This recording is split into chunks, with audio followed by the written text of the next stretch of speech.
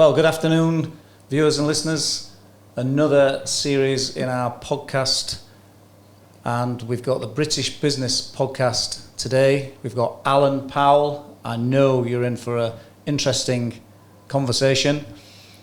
Alan's from Elite Wealth Management, and we're going to get to find out all about Allan, his background, his journey, and what he's doing today in the world of business. Allan, welcome to Mayfair. Hi, Mike. Thanks for coming in to see us today. Pleasure. Can you give us a little bit of you, who you are, where you come from, and how you've got on the journey and where you are today? Well, I was born in London, Woolwich. Okay. Went to a children's home when I was about 7. Joined the Navy when I was 17 and a half. Did the Falklands, the Gulf. Then left in 96. Joined Prudential, Lloyds Bank. Prudential being the insurance company? Sorry, Prudential, yep. Insurance investments. Did some great training, bit hard knock school, standing outside Argos, offering quotes for buildings and contents insurance. Then joined Lloyds Bank. Then I went abroad for a while with a company called Towery Law. South Africa first off, okay, for 18 months. Then they moved me to the Middle East. And then I decided I had enough. And decided to come back and start up my own company in 2009. Elite Wealth Management. Same place that you left from? Penzance in Cornwall, and now have offices in London. We have advisors along the southwest. Okay, interesting. So that takes you to Elite Wealth today? Yeah. Okay. And what's your role at Elite Wealth? Well, I'm basically the managing director, and I also advise. I keep a nucleus of clients that I want to keep myself, and we have 5 or 6 other advisors, a couple of mortgage advisors. There will be people out there who are listening to this particular podcast today who might not really understand independent financial advisors, what it is that they do. I've always assumed... Could you give us a bit of background and an explanation, a true explanation as to what that means? Well, yeah, sure. Well, my understanding, and I hope I've got a good understanding of it, is that when I first started, you had restricted advisors, you had tied advisors, you had independent. Tied was when you just sold one company's products. Okay. Bit limited, but when I was with Prudential, that's all we did. But they were good products at the time, so I was happy with that. And then I noticed, then we did a normal progression, went into bank assurance that also sold their own products.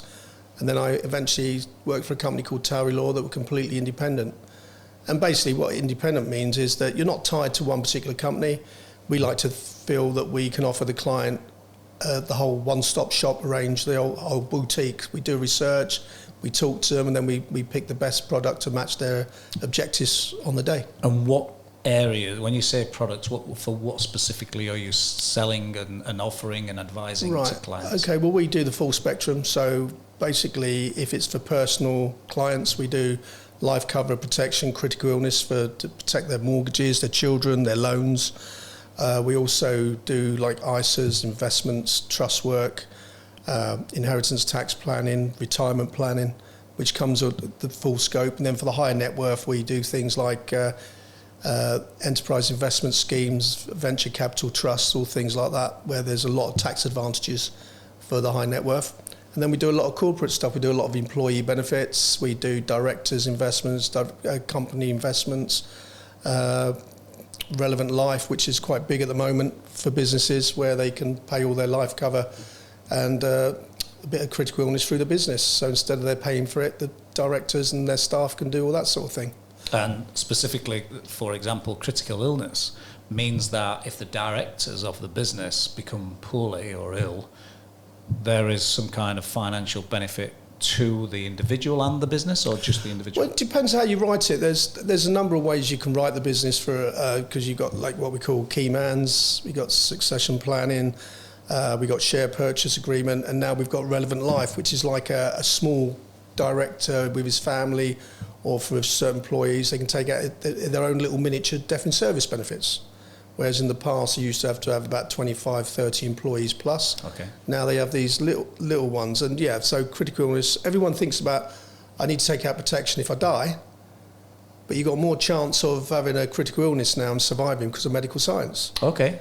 And we hear this a lot because we work a lot with the surgeons and doctors We're quite big with surgeons and doctors in parts of London and also in the southwest.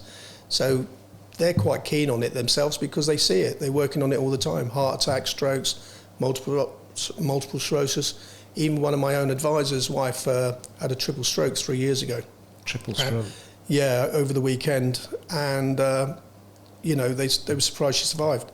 But it's caused him a lot of problems. And he never took out critical illness because she had a pre-existing condition, although she had life cover. And he's even said, as a family, if she'd passed away, they would have paid everything off. But now he's turned out to be the carer.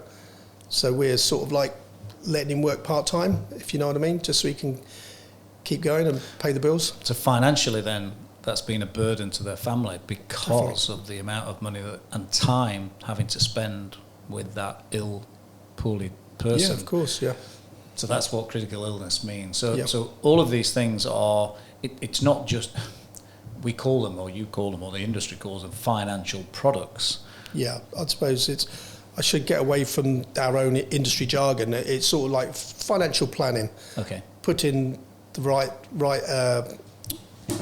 products in place to achieve the objectives for the client. That's really what we do. Okay. So. And in terms of your training and background, does it take a long time for somebody to become an independent financial advisor? Well, it wouldn't necessarily take a long time to do the exams. You can do them in 2-3 years to get the basic exams. But if you're working for chartered, then yeah, it can take a long time. But it's about experience as well. No matter how many exams you've got, you need that experience. You need to sit in front of a client and understand and listen to them properly. I say to everyone, part of that experience of learning is you've got 2 ears and 1 mouth. And when you're sat in front of a client, it's using them in that proportion because you're there to service them. They're employing you to help them achieve their aims and objectives. And if you don't listen to them properly, you're not going to do it right. Fantastic. So. I mean, that's a great way of explaining it. I know that the listeners and viewers out there are interested in sort of what's under the bonnet, what makes people tick. So how many people do you work with? Do you employ? We're not a very large company. We're more boutique. So we have 7 advisors. Okay. 2 mortgage advisors, and then we have about 6 admin staff in total. But we have offices in Plymouth, Penzance, and London. So. Okay. And how has the pandemic treated you? How has that whole roller coaster been for you? To be honest, I feel awful saying it because we have had a couple of clients who have really, really struggled, but we actually had our best year, and it sounds awful, because we didn't furlough, we didn't close. We actually picked up a number of clients through the furlough because they were so desperate because I said to the guys, I said, look, it's going to be an awful time. They need reassurances about their investments. They need reassurance about their products if it comes to COVID. So we didn't close. We didn't furlough. We stayed completely open. And whereas some companies I know did close, and we had people ringing up complaining they couldn't get hold of some of our competitors. So they actually shifted over to us and brought their investments over to us. So in a way, it was actually a good thing that we didn't close because we actually got a good reputation for that going forward, especially with the doctors and some of the surgeons. Wow. So you actually were successful during a very bad time for the British public. Yeah, we were, but in a way, we was also very grateful because, sure. We had one client that went bust very, very early on because he was involved with children's soft play areas, and he was travelling to China to get his products. So he got the sort of wind in the early stages in about the September, October time. Oh, wow. That things weren't right because he was stopped going into China. The company said, look, we're not producing at the moment. This is before the March of the pandemic? Just beforehand, yeah. Wow. So we knew he was, but hopefully he's going to open again. We've been talking to him, so hopefully he's going to open again, but he sort of decided to close before it got worse. Wow. So, but it's sad, but most got through it, most of us. Sure. Most of our clients. And what does the future look like? I mean, you've had a good time. You're seeing sort of, I say meetings. When you have had your meetings, my guess is that if it's a financial type of planning meeting, Yeah. I wouldn't want to do that without being face to face No, with my planner. Sorry, excuse me. I mean, I've got to be honest, I was very old-fashioned. I was insisting that all our clients had to be seen face to face. Sure. I want them to see our whites of our eyes, shake our hands, say, because our motto is professionalism, integrity and respect, you know, and I believe in that because the client always comes first. Without a client, you haven't got a business. No. And so it's important to look after them as well and to be there for them. However, over the COVID, we found that some clients were actually more than happy to do Teams meeting and Zoom meetings. Like we've had clients in Cayman Islands and clients up country that were which quite surprised me. So did you shift then from the necessity of your motto, your integrity, to say, let the client decide whether we have this online meeting, or were you still trying to force the issue by saying, no, we really need to have a face-to-face? Right, well, we did have to shift anything from our motto, professionalism, integrity, respect, because that's how you deal with the client all the time, even going forward. Yeah. The way it was very client-driven, how they wanted it. We were still saying, look, it's COVID at the moment, we're happy to do it by post, we're happy to do it by telephone, video, or if you want a face-to-face, but it will be difficult. You know, we even offered with some clients to sit in the garden 4 or 5 foot away with masks, but in the end, they were coming back and saying, especially the surgeons and doctors, because they were very used to the technology anyway, so they were coming back, well, why don't we do Teams? Oh, really? So then we had to go out and sort out Teams, because I'd never used Teams before, or Zoom.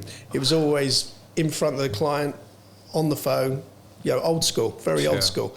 And it's actually turned out very, very good for us, because we get clients now happy to do a review by the phone. Instead of travelling 2-3 hours, they're happy to do a review over the video.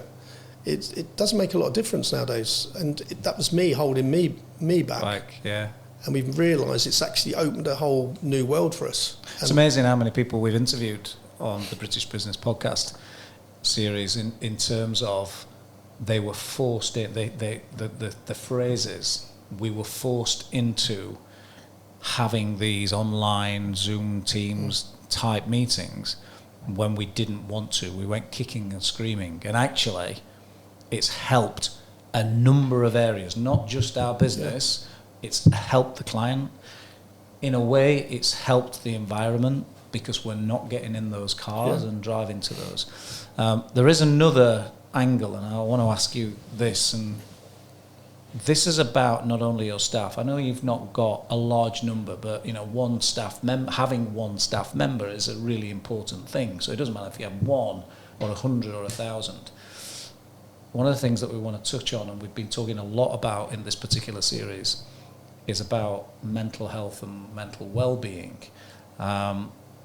In your area, you could argue that financial independence or financial planning is possibly one of the most worrying things that people go through in order to make sure their family are secure, make sure their children are provided for. Have you seen a lot personally in terms of your clients, your staff members, and have you witnessed much of this mental problem that's been coming through? Honestly? Yeah?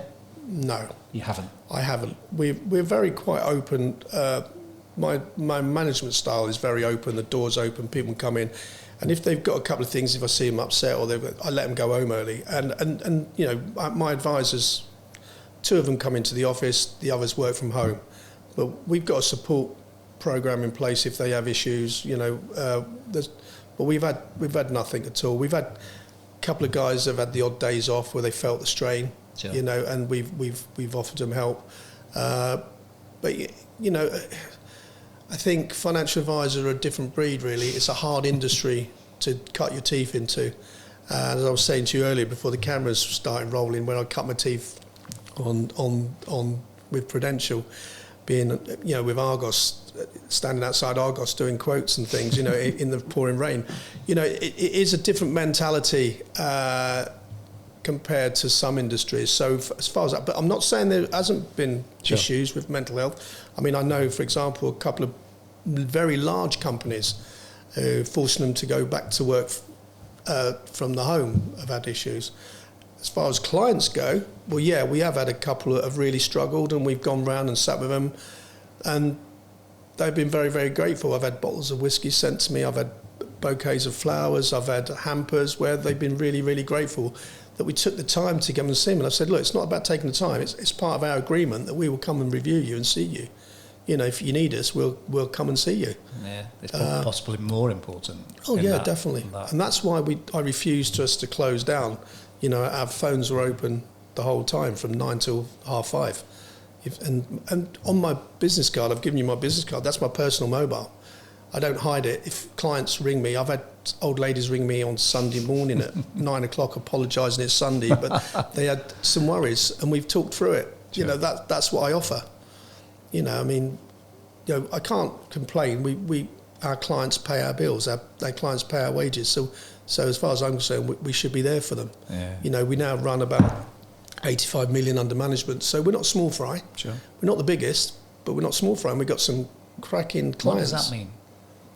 When you say when you run 85 million under management, for the viewers and listeners out there that don't understand that term or phrase, what does that mean? Actually, yeah, you're right to pick me up on that. Sorry if I go into No, this is what this is about. I mean, basically, you build a business up over the years with pension funds and investments, ISAs, and you judge your business on the amount of money you're managing on clients. So when we say 85 million under management, that's what clients' money that we look after. So you've gone to them, you've sat down with them, you've talked to them about planning, you've talked to them about the amount of money they earn, and you've said to them, why don't you start to put into a plan paying an amount of money every month, every week, every half year or whatever, and that money comes to you, and what you do is with that money is you manage it for them.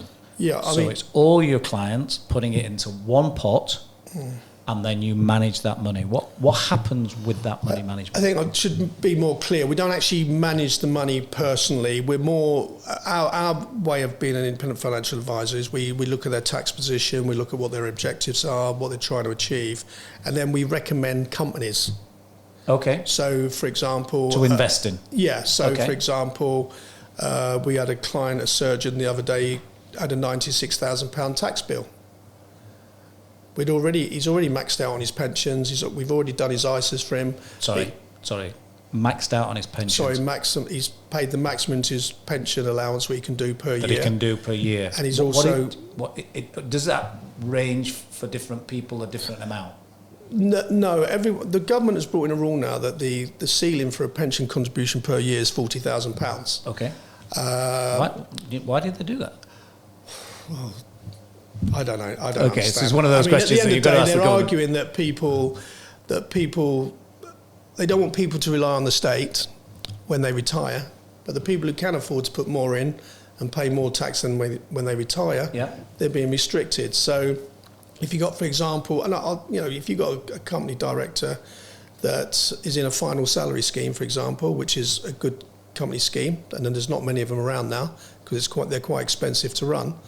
Well, if you've got the employer contribution going in and you've got the employee contribution going in, and if he's a high earner, then there's going to be more than £40,000 going a year in. So the final salary means that on his final ever salary, that's what he's going to compute the amount of money that he'll get when he retires. Yeah, they look at his age, how many years he's been in service, what his final wage was. They can do an average over the last 3 years. Or there's computations. Okay.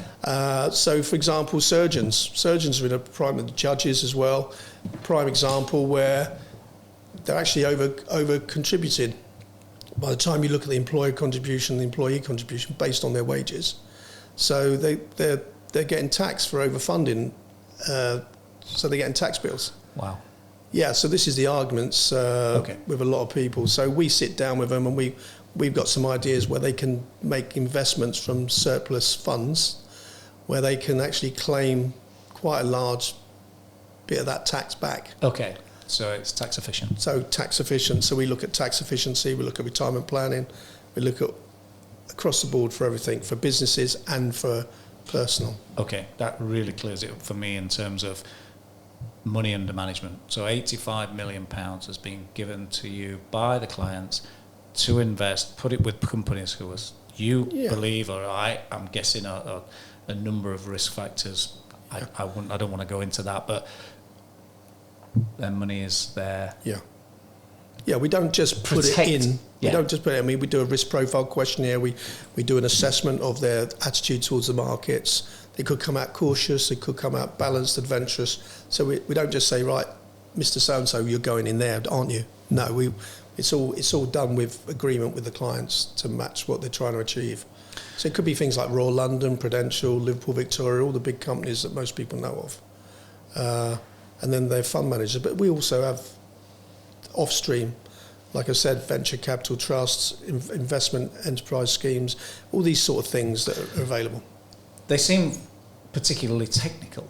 And when you go to business owners or elderly people or judges or surgeons, my guess is that the majority of them are very focused in their area of what they do. If it's somebody that's retired, they may have been in a business that's being focused. In your opinion, do most people understand the world of finance? Is it? Do you feel like you're educating as well as advising? Very much so. Really? And that's what I love about the industry. Okay. I love this job, I really do, and we need more and more youngsters to come into this industry because the amount of advisors is over 2/3 down from when I first joined it. Lots have left. But there is a massive need for good financial advisors. Do you have an opinion on why it's been decimated like that? My opinion is it's very highly regulated. Okay. Very, very highly regulated. In fact, I think it's gone too far the other way because nothing is made easy for us now. We've got a lot of existing clients that say, Alan, I just want to do my ISA this year. Here's 20,000. I want to put 40,000 into my pension. But there's still a process we have to do. It's not simple anymore. The research is, you've got to do so much research nowadays to keep the regulators happy. Yes, we need regulation. There's no doubt about it. We had loads of cowboys in the industry. We needed to get rid of them, especially some of the cases I've come across where I've had to step in and help out. Sure. And hopefully the majority of them are gone. But you still get the odd one or two. But it's just a shame that I feel we're going a bit too far the other way because all the good guys are being covered in red tape and regulation, and it makes it harder for us. Hands tied and all that sort of stuff. Okay. Right now, where we are in the world, it seems like, I know personally, I look at every sort of direction, and if it's not Brexit, if it's not the war in Russia and Ukraine, if it's not the gas prices, the electric prices, there's something on every sort of doorstep that's looking at me and my family. What things are you looking at the moment to sort of say to people, we can help you in certain areas? Or is it at the moment, we've all got to pull our bootstraps up and cut our cloth? Because it really is a tough time at the moment. It is a tough time, there's no doubt about it, especially if you're a pensioner relying on interest rates for your income. As we know, it's not great, it's not been great for a few years. No. But it comes down to the fact sometimes we see people. I mean, I think we ought to go back a little bit. Most of our clients now is from referrals. Okay. We've got about 6 accountants and 2 solicitors who refer us, plus a lot of our clients refer us. So half of our job is done for us. Okay. So when we go to see someone, for example, I had a lady ring me yesterday, lovely lady, says, look, I've had you referred to me by my accountant. I'd like to talk about my business and how I can protect my business. So it gives me an idea of what I'm going there for. But what we do is we don't just concentrate on the subject that she's mentioned, because I don't think we'd be doing her justice. We highlight certain areas as we're going along. And if she says, actually, I'm not really keen on that at the moment, then we pigeonhole that and say, well, we'll come back to that at a later date. So I think it's just to give them some ideas of where we can help. Okay. And then they decide whether they can. So, for example, Last week, I had an 18-year-old lad come in, referred to me by his dad. He wanted to put £200 a month into a pension.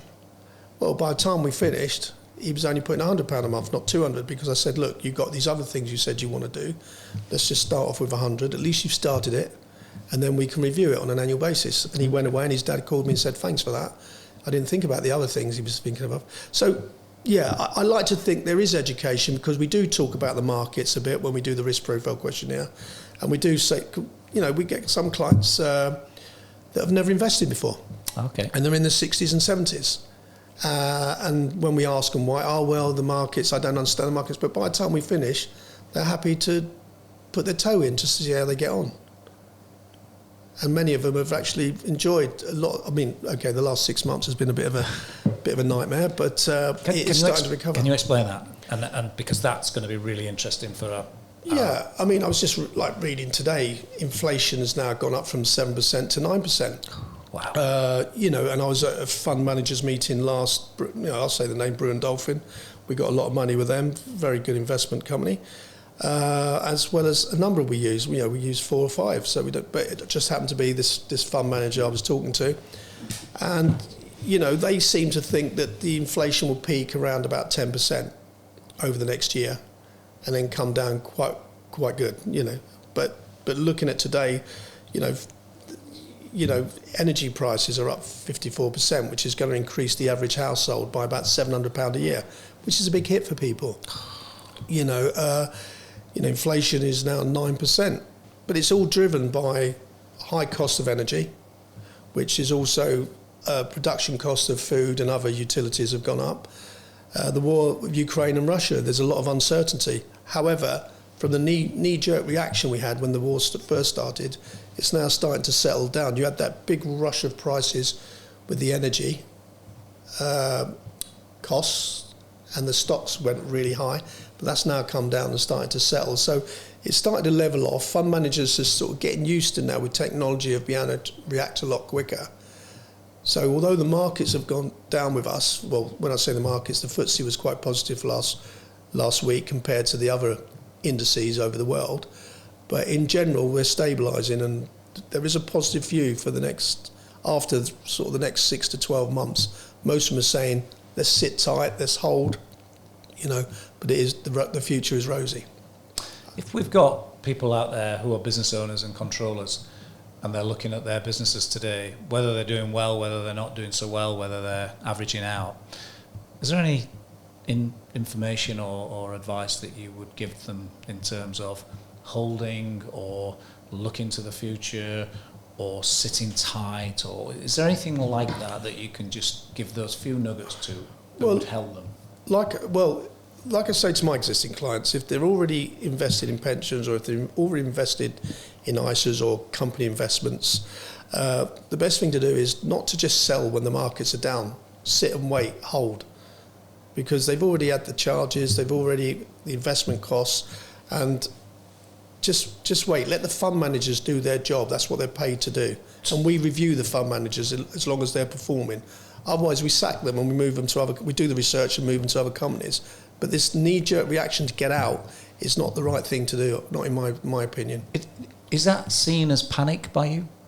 It's panic selling, yeah, definitely. It's like some people make the mistakes of, them stocks have done well, let's buy them. But they're buying them when they've just hit their top. Mm. That's not great. Mm. And then suddenly they start coming down again, and then they've lost money. I'm not a fund manager. I don't pretend to be. Sure. I'm a financial advisor. I sit there and I like to think I'm being pretty successful. Sure. I leave the fund managers to do that job. Sure. But part of my job is to do the research on them. Yep. And to monitor them and make sure they're doing the right job. And we do reviews regularly with them. And if they're not doing the job, then we sack them, and we advise the clients to go somewhere else, and we take them somewhere else.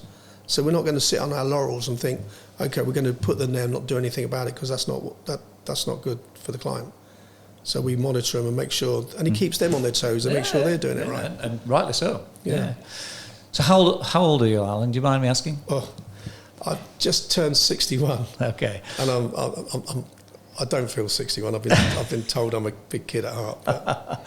And there'll be a lot of people out there who'll be listening to this today to say, they'll be thinking, what's your plan? So 61 now, you obviously don't feel 61, but you know, what is the plan for you with business? Well, I picked up a client about 6 months ago. I like to give true stories. I'm a great believer in that. A bit like you said you're a prop man when we were chatting before. Yeah, I did, yeah. I'm a drawer man. I like pictures paint 1,000 words with clients, and they love it. However, we picked up a client, very well-known client, brought quite a lot of money over to us because he wasn't happy with where else he was. And one of the things he said to me is, where are you going to be in 3 or 5 years' time? Which is a good question. Great question. And the truth is, I'll still be working because I love this job. So it's not work? I don't see it as work. Sure. My ambition going forward is to get another 4 or 5 advisors by the end of next year. Okay. I get a lot of CVs, but I'm a little bit fussy. Okay. If someone comes into the interview and first thing he says, how much can I earn with you? I'm not interested. Okay. If they turn around and say, well, what's the best way I can transit my clients over to less pain for them, and what's the best way I can make it better for my clients, then I'm interested, because they're making their clients the most important thing. Yeah. So at the moment I've got 2 people I'm talking to. Hopefully we'll possibly look at bringing on board, which means we'll get more admin staff to support them. But no, as I said to you earlier, money doesn't motivate me, Mike.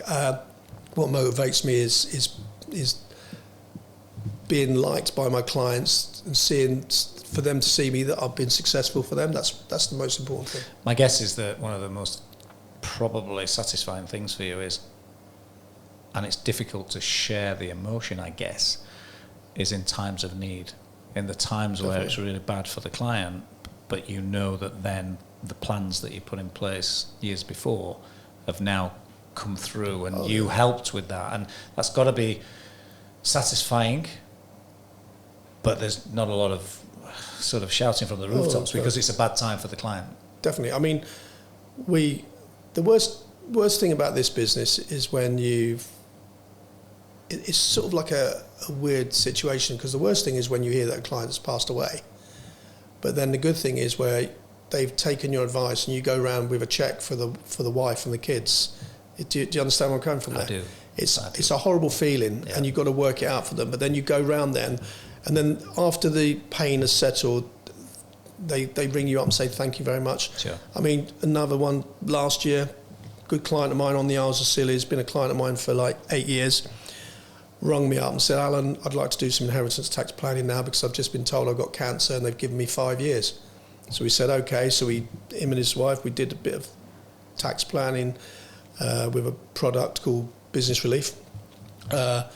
And we did it in joint names, and sadly he died 7 months later.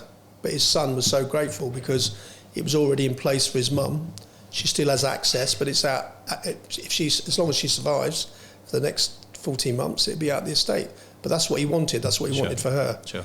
And these things like that, it works, and it gives you a good feeling. Although it's horrible, because he was such a lovely guy, very supportive when I first started in 2009, and it was a great loss, and we feel it. And I think any good advisor builds that relationship with his clients, and they do feel it when they go. Bittersweet. It is, yeah. Wow. But you've done a good job.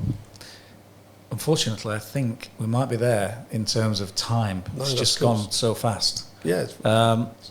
And what I'd like to ask you is there anything else you'd like to say? Have we missed anything? No, not really. I've really enjoyed it. It's been nice to meet you, Mike. I was pretty nervous starting, but I've actually relaxed a bit now, so I've actually enjoyed it. No, it was fantastic.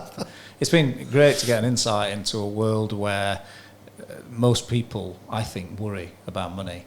But people should know that there are people out there that can help them, and they've just got to go and ask and get that advice from people who are My only trained. advice, Mike, is if I'm honest, is always use a regulated advisor with the FCA, because we've had 1 or 2 that we've heard have lost money going with non-regulated.